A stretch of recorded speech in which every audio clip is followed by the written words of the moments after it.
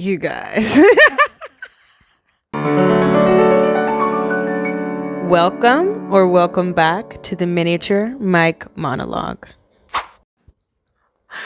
Okay, welcome back to the pod. Let's address some elephants in the room. The first one being this hood. Okay, here's the thing. I'm not taking it off. I had a hair appointment today and we had to unexpectedly reschedule. And if you are a black girl who frequently gets her hair done, you know what my hair looks like under this hood that's under this bonnet right now. Nobody else needs to see that, okay? And it's not going to be seen. Second of all, I am slightly sleep deprived on my own accord, and it is bright as the seven suns in this room. Okay. And I really just put these on because I thought it'd be a cool intro / thumbnail, because I'm actually wearing my glasses today, and you know how that causes a terrible glare. But it's not that bad, but I'm putting the sunglasses back on. Okay. This was definitely a God idea, because I would have never thought to word the title like this. And you've already seen the title, being Black, a believer, and built in America. And I think that it's crazy times right now. Politically, it's crazy times right now. Socially, economically, and all of that is well within, I think, most people's realm of consciousness. Not even just in America, like outside of America, people are like, y'all good over there? And it's like, actually, I'm gonna go with no. But I recently, since this is insane,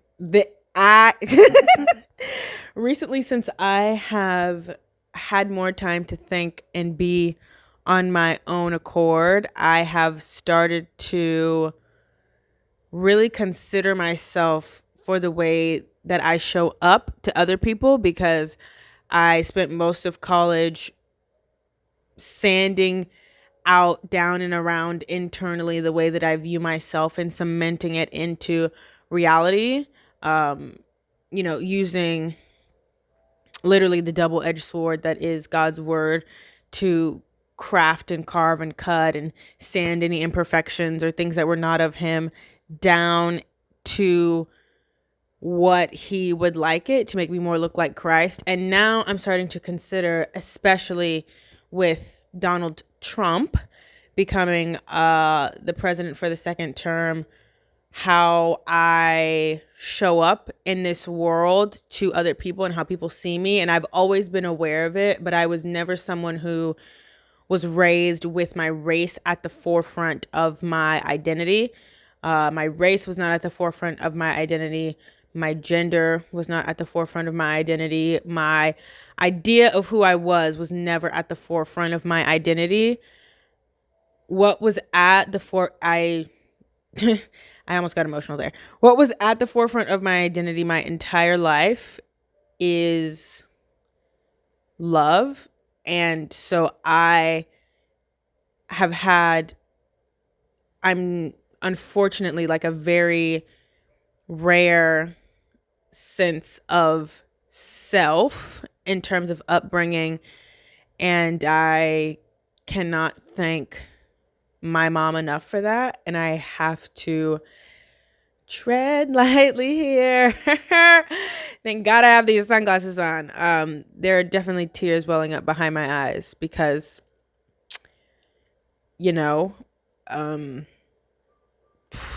it's difficult to raise a child, period. And it's difficult to raise a Black young woman by yourself. And I don't think my mom could have done a better job. And this is not about that, but okay. it's made all the difference. Okay. It's made all the difference in how I see myself, how I contextualize myself, how I choose to respond to a world that sees me as my skin color and not as the apple of their eye. Like, you know what I'm saying? And it's not even just my mom, but that's how God sees us. He holds us in the palm of his hand and he regards us in the highest nature. We are second in terms of creation lineage only to him. And so I didn't have an issue putting together the fact that I was black and that I was a believer and all those things after that upbringing. So let's regroup because your girl had an emotional moment there. Dadgum. Anyways, I wanted to get on here and talk about this because I certainly do feel like my perspective has shifted in a very large and significant way on how I interpret my experience now. And I've always been aware of it. Like always, always, always been aware that I was black because I was usually the only black kid in predominantly white spaces. And for a lot of my life, I didn't ever think anything of that because I grew up in New Mexico, so there weren't a lot of not white people. And if they weren't white, they were Hispanic. And if they weren't that, they were my family. I wasn't really looking for anybody else. You know what I'm saying? And I wasn't looking for race. But then I moved to Arizona and I realized that there are people who look for race and race only. And I was like, oh, okay, that's weird. But it didn't ever stop me from being myself, which just goes back to how I've been raised and brought up. And we're not going to go there because my chest is getting tight again. Jeez. Love you, mommy. Let's make it lighthearted. But yeah, I have seriously been considering just the mere prospect right now of being black because I feel like my adult brain has started to really break down and compartmentalize the society that we live in and how I'm so sick of seeing the same thing advertised in almost every major sector as the leader. And it's not necessarily because they are the best or they have the best resources, but it's because of their race. And it is no secret that white privilege is essentially like the cornerstone of America at this point in time, or one of the founding cornerstones of America. And it, regardless of the fact that those are not the people on which the backs of this country have been built, we are all very well aware of that, I'm certain, doesn't change the fact that it is how the fabric of this society is fashioned. So I have a couple things that I just want to break down that I've been thinking about. This is more like a stream of consciousness. You know what I'm saying?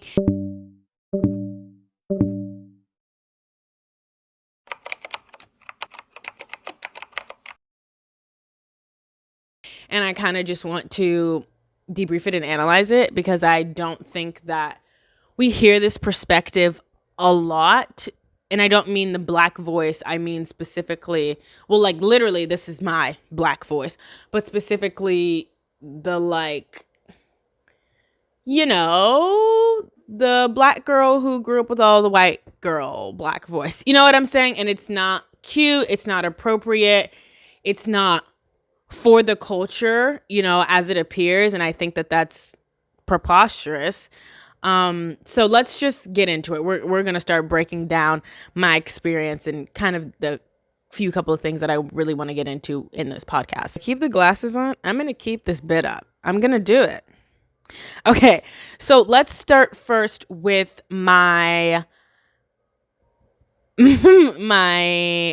method of speech. Okay. I grew up in the Southwest, I guess it is the Southwest, like New Mexico, Arizona. And I basically didn't grow up speaking any Ebonics. Like, let's just say it flat. And I would go to the South during the summers and meet other young Black men and women. I say young, we were like 8 or 9. We were kids. And that was like the first thing they noticed about me. That was the first thing they would always point out. And it was weird to me how they talked, but I wasn't raised to call it out and make it your entire, like make it the representation of your entire being once I noticed that. But that's how those individuals that I was having interactions with were raised. And it wasn't just like a couple kids experience that I was having. Like I've had family members say that to me over and over again. Like it's the only thing that they choose to notice about me. And not only that, as I've gotten older, I have this natural love for literature and words and dialect and just finding new ways to say the same thing, because I'm always so sick of what is being overused. And I feel like there aren't many different things to be talked about in a shared human experiences, but there are different ways to say it, which creates different pathways for people to think about it. So I naturally was always inclined to discovering different ways to discuss things. And that led me to vocabulary. It led me to literature. And my mom naturally had a love for that too. So it was something that we bonded over. So I never thought it was weird that I liked to use words that were not as common. And I'm also not dark skinned. Like I can pass as brown in the warmer months, but in the winter months, I'm high yellow, and I hate that. 10-year-old me is kicking my literal shin right now because I never wanted to admit that, because everyone made it seem so negative that I was light skinned, but literally I had no and have no control over that.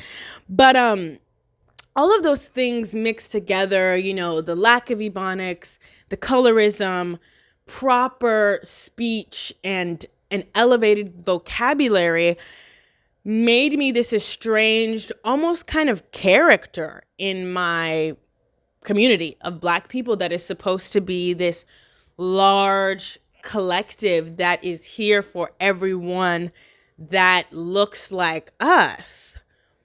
But you have to look like us and talk like us. And I was like, what? Like, and that's just one valley that line goes down. And I know it's not exclusive to the Black race, but we're talking about that right now. So that was not a hit for me at all. It made me feel like, oh, I don't want to hang around these kind of people at a young age. I don't want to do that at a young age. And I was like, that's crazy. Why would you say that about me? Because I noticed the same thing about you, but I didn't demean you or question if you were actually Black, or claim that now all of a sudden, because I pronounced a word with every syllable that it was created, that you wanted to be white. I didn't say that to you. Anyways, so that was difficult for me to process as a youngin', but really I just, threw it to the side because I'm 6, 7, 8, 9, 10. Who really thinks about it? You move on. So now I'm in a space where it's like just me, not just me and maybe a couple other me's, Black people, at a predominantly white, rich, private but not private high school. And all I'm getting is just like shock, surprise, and delight because I'm in the National Honor Society. I speak so eloquently. I'm very put together. I like to wear clothing that's not, generally ethnic or of my race. And it was just shocking to people. And in my naivety, I originally took that as like a compliment, but my mother never did. That woman never did. And she never had a problem telling people that they should keep their mouths shut when it comes to that high yellow little girl, right?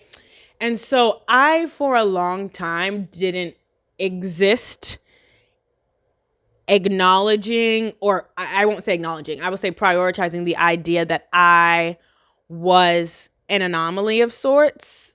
And I'm not saying that I'm the only one or I'm super special who's ever had this experience. That's literally the exact opposite of what I'm trying to say. I'm making this podcast because I know that there are other young Black women or young Black men or young Hispanic men or women or every ethnicity, race, and whatever that have this experience in their own culture. Yeah, so I was aware that I was an anomaly in many definitions of the term, but I never let that define me. I just always related it back to the way that I was brought up and the choices that my mom made about how she wanted me to bring myself up in this world before I could make decisions about how I wanted to do that for myself. Okay, so now let's fast track. We are in college and it's COVID era, riots era, George Floyd era. A lot of things are happening, and I was speechless, essentially, because I pretty much grew up in American suburbia my entire life. And although I wasn't, or we weren't extremely wealthy, I pretty much had everything that I wanted. And I didn't have to struggle or ask for anything 2 or 3 times before I would get it. You know what I'm saying? So now I'm getting ready to go off to college, at college being violently welcomed into the reality of the systemic racism that exists in the society that I am expected to just shortly go out and embrace and get a job in the next 4 years. And that, like, that whole George Floyd, the other girl's name is slipping my mind right now. It's Brianna, but I can't remember her last name and I don't know why. So please don't come at me. But that, I had to kind of like block that off from my memory because I was so traumatized by the fact that that video was on the internet, that a conscious living, breathing human soul and body could do that to another conscious living, breathing human soul and body. Like, I had never, ever, ever, ever, ever, ever, ever, ever in my life been so close to that kind of deliberate racism in my entire life. Like, I was never in an area of the world where somebody would even consider oppressing me like that. The most I would get is some bigoted stare. And, that's up to interpretation, but we know that it exists and we know what it looks like. So we're not going to talk about that. But the point is that era kind of just like made me even more aware that I already knew, based on my context with Christ, my relationship, that this world, we know that it's not our permanent home. And I knew that it wasn't for me, period, because I decided to believe that there is one and only one God, and there is a right way to do specific things in life. And that separates me from a lot of people for a lot of different reasons. And it's just what the Bible says, that people are not going to be for you if you were for Christ. But then I realized that that was amplified almost to the umpteenth level because I was born with activated melanin. Like, okay. And not only, I was always aware of that, but now it meant that I too could become a Brianna or a George Floyd. And I was like, like I was just on Soho's trying to buy some cheap $7 sunglasses that my mom was like, stop buying that. And then all of a sudden I'm like chest tight, having to uninstall Instagram, not go on social media, fearing to go to the grocery store. Within a matter of like 30 seconds, city goes on lockdown. I'm supposed to go to Portland where the raids are happening. And I am now unequivocally, what? English words. All right. I am now irrevocably, let's go with that one, awakened to the slumber that I had once lived in. And I've never, like, my family, we've never really been super political people. And I think that that's because of the church background. And it's like, you shouldn't pick politics, pick Jesus. Okay. Uh, but I just never sided with one thing or any particular ideal because I felt like it was all just a facade anyways before I learned that basically it is just one big facade. I think that there's a purpose in them, or there was purpose in them at conception, and then corruption comes and it creates a lot of divided agendas, and ones that are deeply personal and selfish.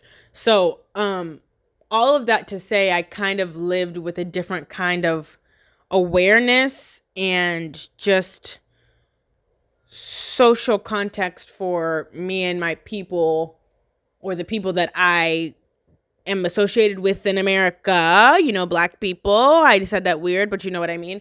And this, like, all throughout college essentially.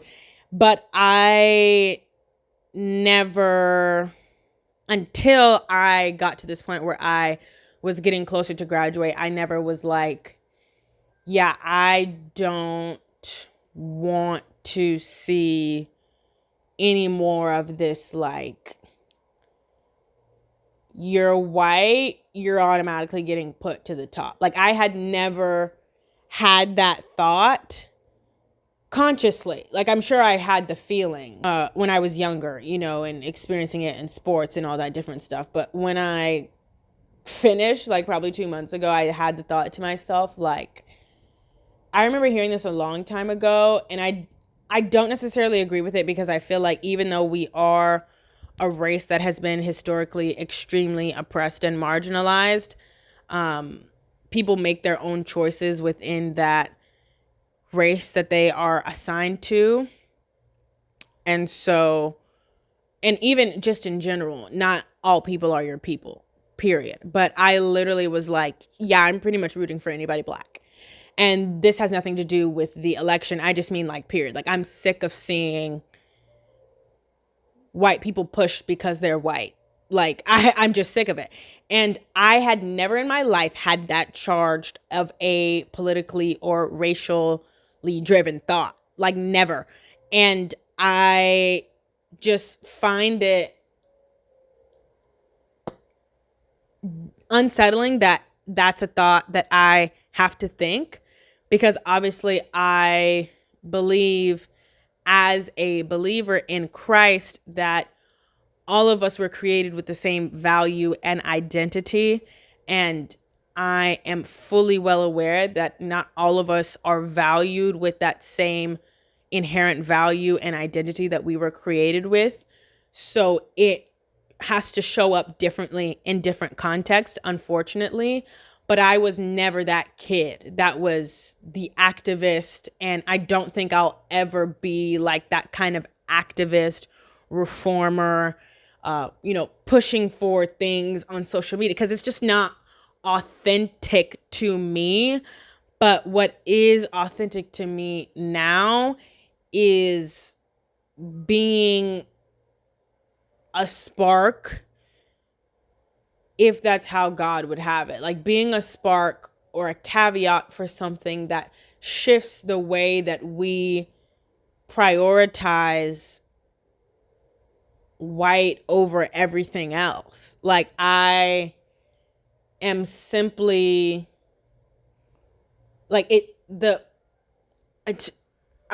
I like I'm dumbfounded by the way that I've had to consider this over and over and over and over and over in my brain before sitting down to record it, because it's so riddled with feelings and identity ties and context, and it's difficult to discuss without offending literally at least 55 people, it feels like. But it's not to say this is what everybody should think. This is how everybody should feel. It's just to say, like, Jiana Lawson, the girl who has often, I'm certain, I actually know for a fact now, have or has or might continue to be associated with the culture of being or been described to the other girls as like, oh, she's whitewashed, or oh, she wants to be like the majority. Like I think it's interesting because my awareness to this, I thought that my decision to not be confined to the idea of an identity that we've created, like those of sexuality, those of race, those of political affiliation, those of even religious affiliations, because I think that that takes on a different connotation that detracts from relationship with God and what it is in its purest form. I thought that people understood that I resented those identities, not because that they are not valuable, but because they are not something that which you can build your life on. And I thought it was evidently clear to others that that was the decision I was making. And I think that it is, but I don't think that if you are making decisions that align with picking one of those identities as one that you build your life foundation on, you can't see someone who's not doing that as a reality, because that reality has never existed to you. Does that make sense? And I think that almost in my sort of opposite awakening, I've come to a very short-lived conclusion that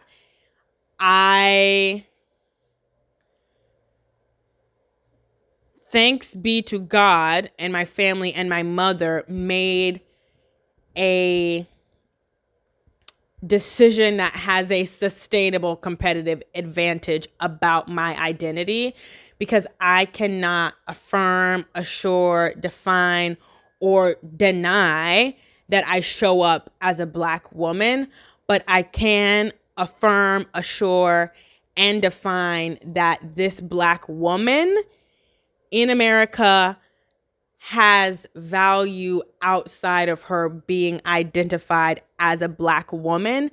And because I can do that, I want to bring that same value that God brought to me primarily through my mother and my family to other Black women, to other Chinese American women, to other Hispanic women, to other, pick any race of women in America, because, or men, I just got distracted because I was using the women. Anyways, but I want to do that in the way that I had naturally conceived would be authentic for me, which is making a podcast, which is continuing to exist in the spaces that have been created already: social media, business, the fashion world, the dance world, the professional sports world, to continue to exist, presenting that my identity is not defined by a man-made concept of who we are and how we choose to identify ourselves, but it is designed and defined by a God who designed this world and knew we were going to get to this point, and still said that I'm going to send my son anyways, even if you choose to do wrong towards me by oppressing my people, And I essentially wanted to share my experience in this podcast and kind of where my brain is at. I really have no idea how long I've been talking for, but this isn't some like woke moment, because I tried to make it expressly clear that I have been aware of my physical countenance and appearance in America for a very long time, but my sense of duty and responsibility to represent that has since elevated. And I didn't think that I would feel that way when I was younger, because I felt like the way that it was so politically charged was ugly, it was rude, it was dysfunctional, and I still think it is. But I think that that's kind of exactly why I have to continue to keep showing up authentically as me and not let anyone attempt to define me as something that I show up as, but continue to define myself and let other little Black girls know that they can continue to show up as how they have been defined in their upbringing, if that makes sense. And that's not to say that we should take everything that we have in our upbringing and say that it's good and perfect because it was brought up in our upbringing. No, that's to say that you don't have to choose to assimilate to the ideas that make it easier for people to digest you. Don't ever do that. Don't. Continue to be exactly who you are. Let people digest you however they would like, and you will still be okay and better than okay at the end of the day, because you stayed aligned with who God created you to be. And essentially that's how I want to represent myself. And it seems very big picture, very abstract, very like, girl, what is you talking about right now? Because there's not a lot of necessarily touch points for me right now, like not a lot of eyes that are on me, but I feel this positive shift in a direction of moving with this knowledge, with this awareness, with this hate for the way that we have marginalized human life, and the way that I am breaking away from that marginalization and moving it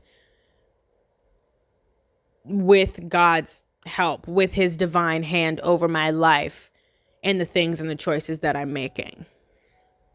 So, yes, that's all I have to say. I hope this was somewhat enjoyable, or, maybe potentially insightful, and brought you some new perspective. I said a lot, and I also said not a lot, not to discredit any of the words that I put together, but just, it's a stream of consciousness, like we said earlier, or me. Like I said to you, baby, I said to you earlier. All right, I'm going to get off this mini mic, and I'm going to see you when I see you again. And my hair is going to be done next time. So you, ooh, okay. Bye. Go subscribe to my YouTube channel if you want to see more of these crazy antics. Love you. Bye.